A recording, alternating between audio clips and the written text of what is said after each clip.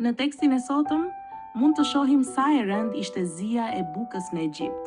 Në fillim njerëzit blen ushqim me para, por kur parat mbaruan, dhan bagetit e tyre, dhe më në fund shiten edhe trupin e tokën e tyre për të siguruar bukë. Si rezultat, gjithë toka dhe populli i Egjiptit u bën pronë e faraonit, dhe ai që drejtoi gjithë të ishte Jozefi. Teksti tregon se Jozefi nuk mori për vete të ardhurat që mblodhi, por ja dorëzoi me besnikëri faraonit. Këtu shohim ndershmërinë dhe besnikërinë e tij. Edhe përballë një katastrofe kombëtare, vendi nuk u shkatërrua, sepse ishte një njeri që nuk u lëkund në ndershmëri dhe besnikëri para Perëndisë. Në të njëjtën mënyrë, edhe shëndeti shpirtëror i besimtarit ruhet përmes ndershmërisë dhe besnikërisë ndaj Perëndisë.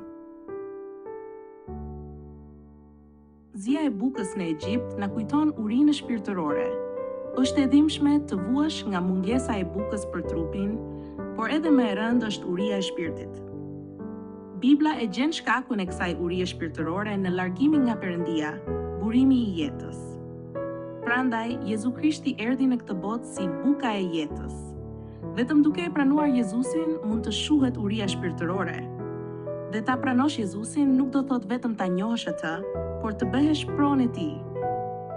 Ashtu si gjithë toka dhe populli i Egjiptit u bën pronë e faraonit, edhe ne duhet të bëhemi pronë e Jezu Krishtit. Kur ja dorëzojmë veten atij, shpirti ynë gjen më në fund kënaqësinë e vërtetë.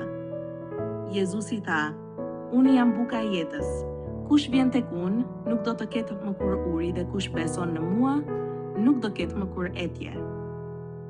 Kohët e urisë e bëjnë njeriu të kërkojë ushqimin e vërtetë. Prandaj edhe sot bota ka nevojë për Jezusin. Vetëm Jezus Krishti mund ta ringjallë shpirtin e tharë dhe ta shuaj etjen për gjithmonë.